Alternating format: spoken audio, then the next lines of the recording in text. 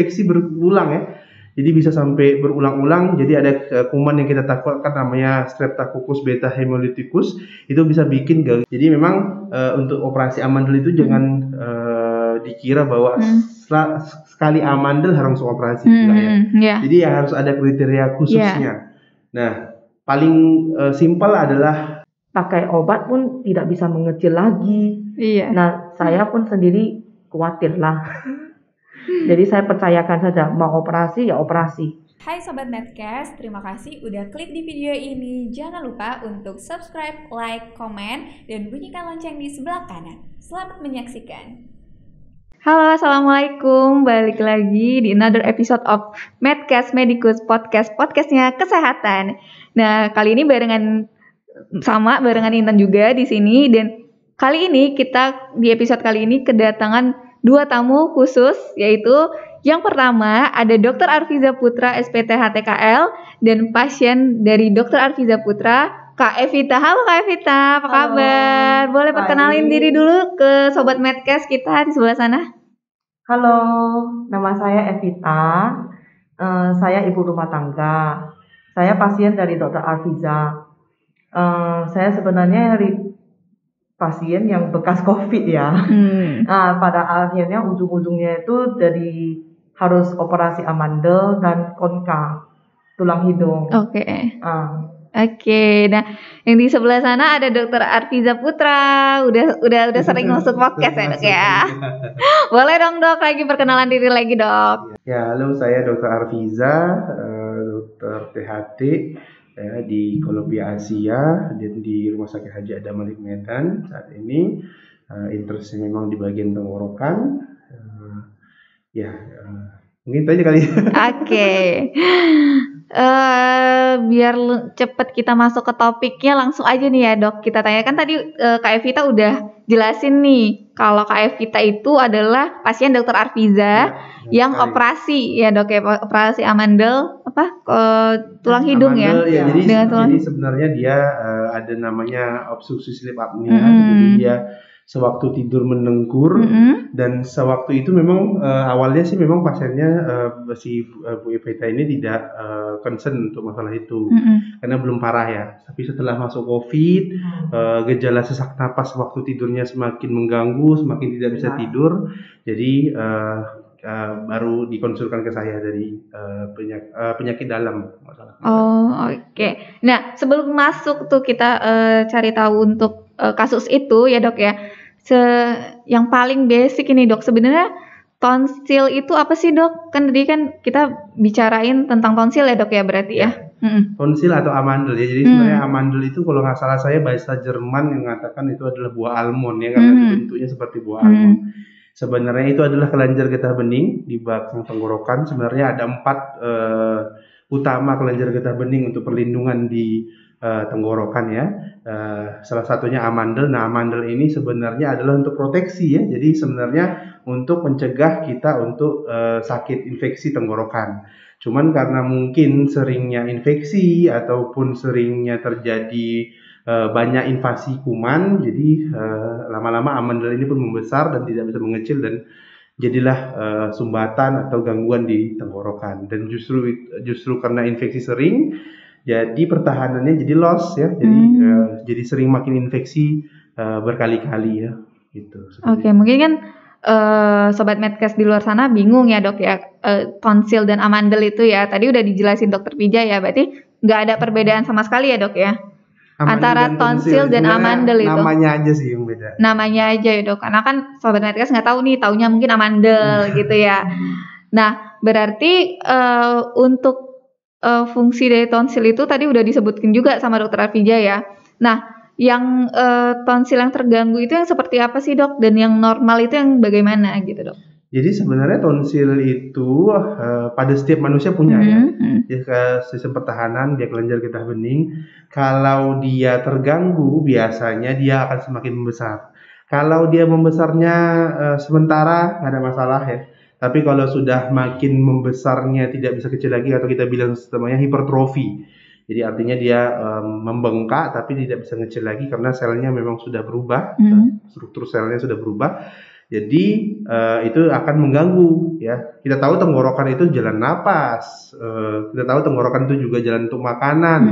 Ya, jadi itu berhubungan dengan saat makan ada ganjel atau enggak gitu kan, atau nanti dia waktu tidur ada henti napas atau enggak, atau bahkan kalau anak kecil biasanya sampai sesak napas, sampai dia itu tidak bisa tidur sama sekali, jadi dia hanya bisa duduk, kemudian napasnya kalau dia tidur ya sesak napas, nggak bisa napas sama sekali.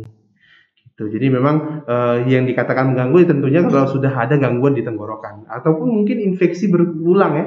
Jadi bisa sampai berulang-ulang. Jadi ada kuman yang kita takutkan namanya Streptococcus beta hemolyticus, itu bisa bikin gejala autoimun ya. Jadi bisa bikin autoimun di ginjal, glomerulonefritis gitu kan, ataupun bisa bikin penyakit jantung rematik. Jadi jangan sepele ya, dengan amandel ternyata tiba-tiba bisa bikin penyakit jantung rematik. Jadi sakit jantung gara-gara infeksi autoimun dari infeksi Streptococcus kemudian menjadi autoimun dan menjadi sakit jantung rematik seperti itu. Oke, dokter. Nah, kalau untuk amandel ini sendiri itu penyakit turunan apa enggak sih, Dok, sebenarnya? Enggak. Jadi sebenarnya amandel ini penyakit kalau dibikin turunan enggak juga ya, tapi penyakit yang dianggap biasa sehingga orang itu mungkin mamanya dulu sakit tenggorokan, biasa amandel ini biasa aja gitu, tapi anaknya kayak gitu tiba-tiba rupanya karena infeksi berulang ya jadi makin parah gitu. Sepele gitu ya berarti ya, orang-orangnya. Tapi tidak ada berhubungan dengan genetik karena dia berhubungan dengan infeksi berulang.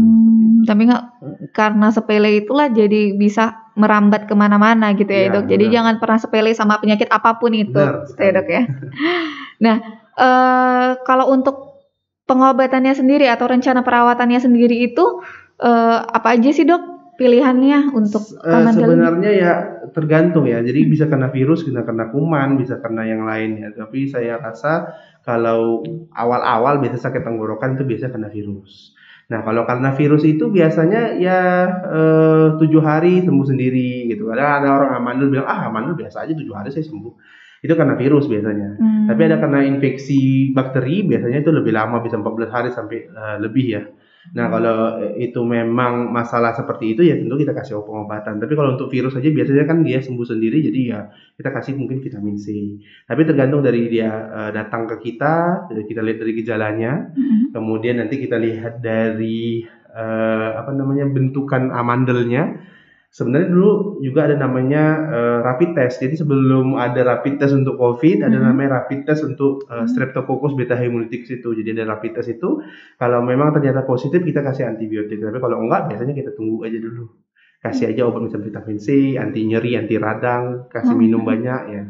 Bagus sendiri seperti itu. Oke, nah di kasus yang gimana sih, Dok, yang amandel itu bisa sampai operasi seperti yang dialami sama Kak Evita? Ya, jadi kalau pasien kita ini masih Mbak Evitanya ya.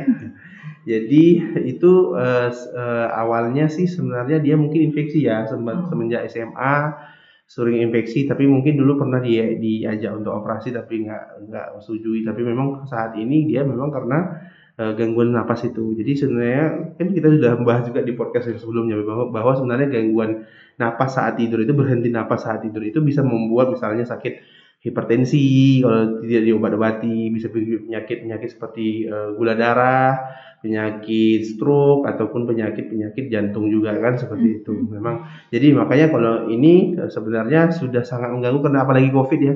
COVID sudah beban COVID di paru-paru sudah susah, apalagi ditambah dengan tenggorokan ya tentu akan memperparah gangguan tidurnya. Jadi makanya kita kemarin itu kita rencanakan untuk operasi dan pasiennya setuju gitu. Oke, kalau untuk di kasus lain tuh yang amandel yang seperti apa, Dok? Yang mungkin ada spesifikasi tersendiri gitu yang untuk operasi itu. Jadi memang untuk operasi amandel itu jangan dikira bahwa sekali amandel harus operasi ya. Jadi ya harus ada kriteria khususnya. Nah, paling simpel adalah infeksi berulang. Jadi kalau 7 kali dalam 1 tahun berturut-turut dalam 1 tahun ya, kemudian atau 5 kali dalam 2 tahun terakhir, atau 3 kali dalam 3 tahun terakhir ini, itu udah termasuk indikasi untuk operasi. Kenapa? Ditemukan saya bilang tadi, Streptococcus pitahemolyticus tadi, bisa jadi penyakit autoimun. Jadi memang concern-nya seperti itu. Atau memang kita memang sudah curiga ini dengan amandelnya itu, memang curiga nih Streptococcus pitahemolyticus, itu kita juga canangkan untuk operasi.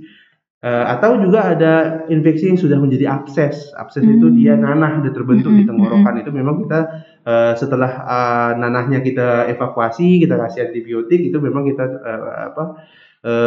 sarankan untuk operasi. Ada pasien saya sampai 3 kali berulang nanah di tenggorokan ya, gitu ya. Jadi karena nggak mau diangkat, ya akhirnya jadi berulang-ulang nanah dan akhirnya dia menyesal dan akhirnya dia mengangkat karena sudah sakit sekali waktu itu ya. Kemudian gangguan makan, gangguan bernapas, gangguan gangguan seperti gangguan tidur tadi saya bilang ya, sleep apnea ya. Kemudian ada jamur di amandel, kemudian banyak sih sebenarnya, ada juga misalnya benjolannya sebelah yang lebih gede daripada enggak, karena kita takutnya itu berhubungan dengan keganasan, jadi kita bagus diangkat sekalian untuk dibiopsi seperti itu. Ya, jadi nggak semua amandel. Kalau sakit tenggorokan sedikit amandel dibilang, wah langsung pasien tuh langsung ketakutan ya, mau nangis atau mau apa, saya harus operasi dong loh. Enggak, jadi harus ada strict rule ya. Jadi ada peraturan khusus yang harus diperhatikan sebelum dilakukan cadangan operasi. Karena itu operasi tetap jalan terakhir ya. Kita pasti kasih obat dulu, kalau memang bermasalah baru kita lakukan operasi. Oke.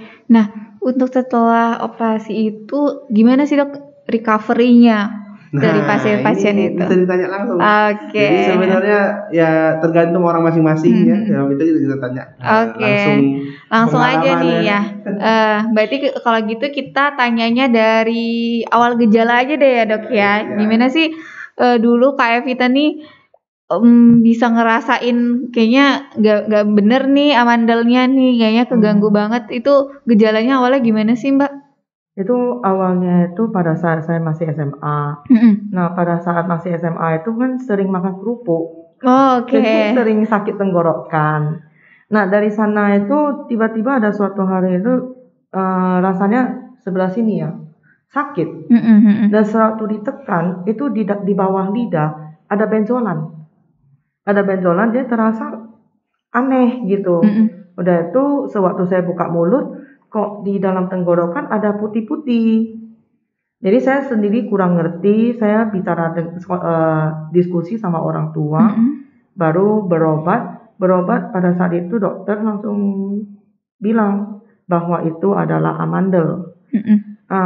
Pada saat itu papa saya terkejut, papa saya menanyakan apakah perlu dioperasi. Dokter bilang jangan, kan baru mulai, jadi masih ringan, gejala masih ringan, padahal saya udah kesakitan loh. Ya saya masih ingat sakitnya minta ampun. Lalu kata dokter perlu banyak istirahat, perlu banyak minum air, jangan makan yang berminyak-minyak. Seperti itu. Lalu saya jaga, tapi ya namanya juga masih remaja ya, bandel-bandel lah. Jadi tidak jaga juga sebenarnya. Jadi ya sering-sering kambuh. Terakhir pada saat saya kuliah, pernah sekali memang sakitnya sampai susah bicara dan susah makan. Telan ludah aja bisa sakit. Nah, pada saat itu saya balik ke dokter. Saya bertanya kembali apakah perlu diangkat. Dokter bilang dalam setahun kalau ada 5 kali kambuh sakit harus diangkat. Nah, saya rasa sudah melebihi. Tapi dokter tetap anjurkan gimana ya? Bagusnya jangan seperti itu karena takutnya nantinya gampang sakit. Pertahanan tubuh seperti itu menurut dokter dulunya gitu. Lalu setelah itu papa saya pun tidak setuju. Karena mendengar dokter berbicara seperti itu, papa saya langsung tidak setuju dengan operasi. Nah, saya tahan-tahan karena sampai pada saat kali ini kena COVID, sebenarnya nggak sakit sama sekali. Kali ini saya kena COVID itu kan dari anak-anak mulai duluan. Jadi klaster keluarga, semuanya kena. Jadi saya dari jaga anak-anak, orang terakhir kena. Dan pada saat itu sebenarnya nggak ada sakit tenggorokan, hanya hidung yang mampet. Hidung mampet sampai tidak bisa, gimana ya, sama sekali tidak bisa bernafas pakai hidung, seperti itu. Udah itu saya makan masih oke. Lalu ya mungkin karena saya terlalu fokus ke anak-anak ya. Jadi terakhir saya pun tidak sadar dengan diriku sudah sesak. Terakhir sewaktu itu saya sebenarnya bawa anak saya pergi berobat ke Columbia, Asia. Karena anak saya tiba-tiba batuk berdahak ada darah. Pada saat itu saya ke sana dan selagi menunggu giliran, diriku yang lemas. Saya sudah sampai tidak bisa berbicara lagi, dan pas dokter spesialis saya ada di sana dan dia melihat saya dan dia menanyakan ada apa. Lalu saya bilang nggak ada apa-apa, bawa anak berobat. Saya hanya jawab seperti itu, tapi suaranya sangat kecil. Saya sendiri pun sadar kok saya tidak ada tenaga untuk berbicara lagi. Lalu dokter nanya saya, nafasnya susah ya, dadanya nampak sangat susah tarik nafasnya. Saya bilang iya, agak susah. Aku bilang gitu. Jadi dokter anjurkan suster coba oksi dulu. Oximeter 99, bagus banget. Dokter gak percaya, sekali lagi beda jari. Oke, 99 juga. Terakhir dokter kebingungan. Dokter bilang coba ya kita lepas masker, ngecek amandelnya udah sangat besar. Dokter nanya ada sakit? Enggak, cuma bengkaknya udah terlalu besar dan saya sudah tidak bisa bicara. Saya pakai mengetik di HP. Saya menjawab pertanyaan dokter itu pakai HP di notes gitu. Dokter sampai terkejut. Terakhir dokter anjurkan opname lah. Nah pada sesudah opname hari kedua dokter Arfiza datang visit di kamar, di ruangan. Nah waktu itu dokter Arfiza bilang wah ini udah bengkak besar banget, perlu diangkat. Dan misalnya emergency pada saat positif pun harus kita angkat. Seperti itu. Nah pada saat itu sebenarnya saya khawatir. Saya khawatirnya satu, saya lagi positif. Ya kan, kalau pengangkatan mungkin nggak gimana ya, tapi saya takutnya itu bagaimana dengan dokter dan perawat-perawat ya, yang mengoperasi saya. Gimana kalau saya nggak sengaja menularkan COVID saya ke dokter dan perawat? Dosaku itu gimana ya? Dan jadi kayak beban gitu ya? Beban. Udah itu kan kasihan ya, dokter dan perawat ada keluarga loh. Saya tidak ingin juga. Sebenarnya siapa yang mau kena ya COVID ya? Ya kan? Saya sendiri pun tidak ingin kena, cuma tak sengaja kena itu ya mau bagaimana, ya kan? Jadi ya saya percayakan semuanya pada dokter Arfiza, juga dokter penyakit dalam, dan serahkan semuanya pada Tuhan. Dan akhirnya operasi juga. Akhirnya cepat-cepatlah negatifkan. Bersyukur seminggu negatif. Seminggu negatif. Udah itu langsung bahagia banget waktu itu waktu negatif. Sampai menjerit. Ya, padahal makan aja udah susah masih bisa menjerit waktu itu. Akhirnya negatif dan keesokan harinya langsung CT scan, langsung operasi. Karena bagaimana ya? Karena sudah susah bernafas.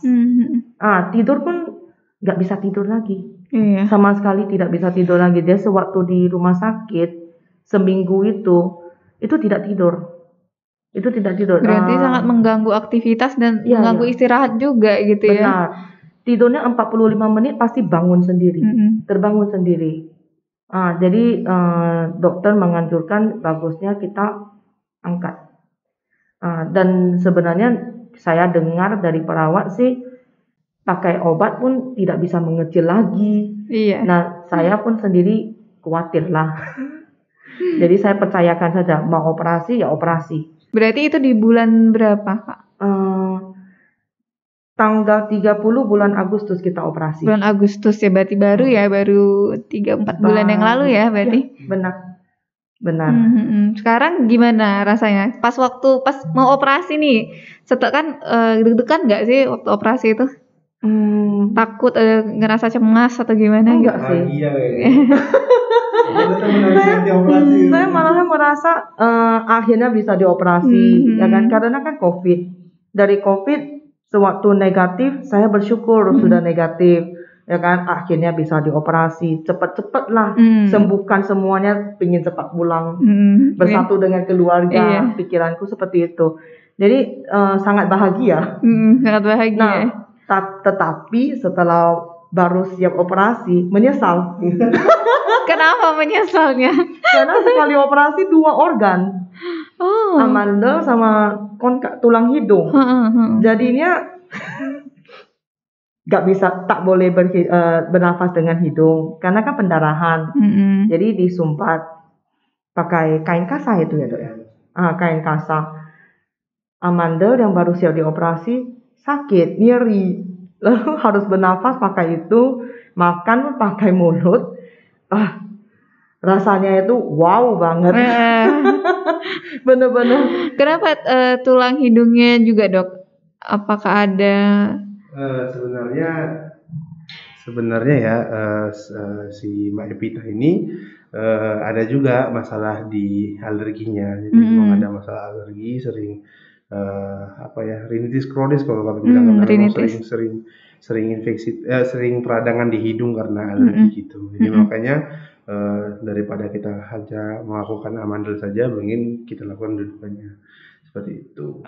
Jadi sebenarnya yang memperberat itu, kita juga pernah coba pakai obat selama COVID. Saya bilang juga cobalah dulu pakai obat. Kalau memang dia amandelnya kita bisa kecil, ya mungkin kita bisa operasinya kita tunda dan tidak harus segera mungkin. Tapi kalau memang tidak kecil juga, gangguan makannya juga tidak terhentikan, ataupun gangguan tidurnya juga tidak selesai, ya jadi kita tetap lakukan operasi gitu. Tapi ya setelah itu ya memang karena memang keluhannya itu memang tetap menetap, ya makanya dia lakukan operasi. Tapi memang kalau operasi tenggorokan mau dibilang pakai apapun ya, tergantung orang juga. Saya udah pernah pakai goblet, terus saya pakai pakai harmonic scalpel, pakai apa segala macam. Ada yang pasien toleransi, habis besoknya makan nggak ada masalah, 3 hari kemudian makan nggak masalah.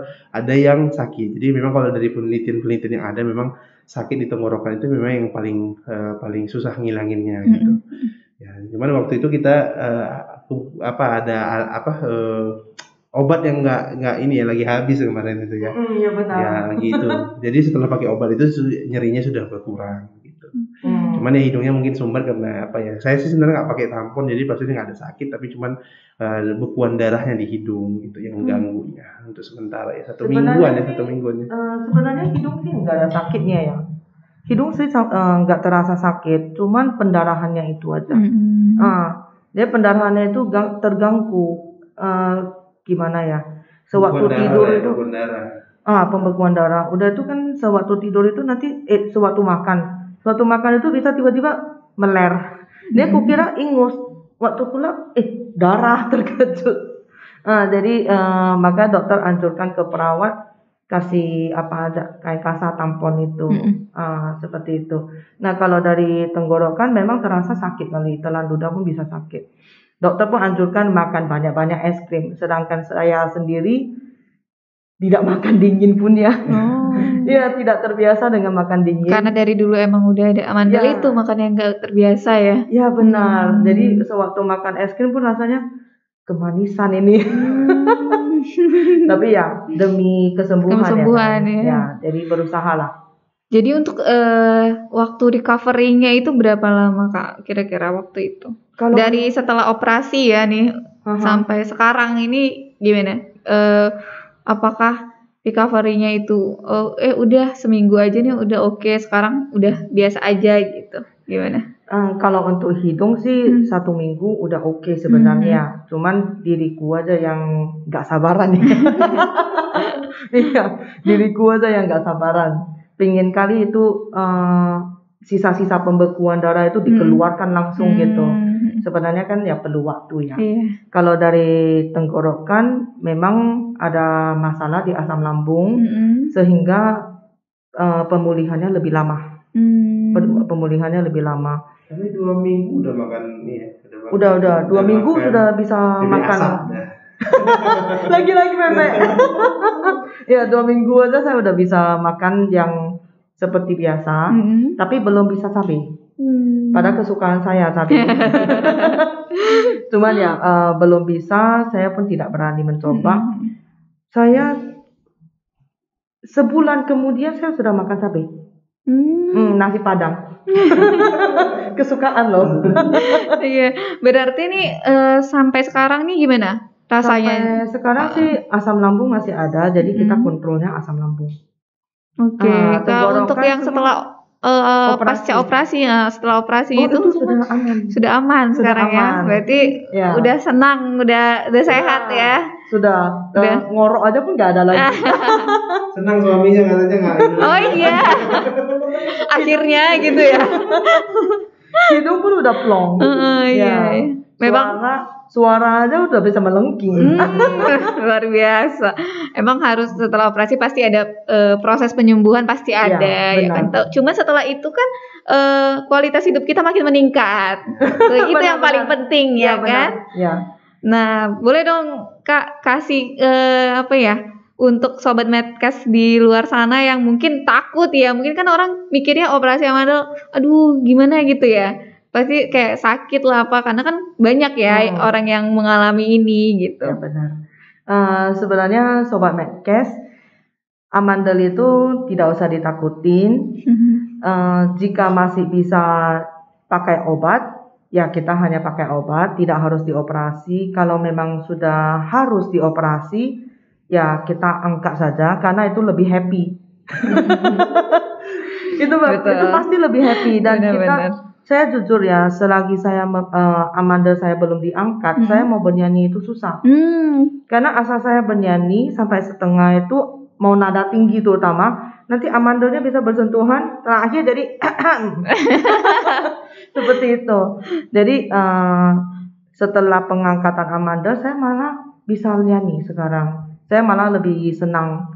Jadi ya jaga makan itu harus tetap. Jaga makan kan bukan demi amandel ya, demi kesehatan kita. Ya.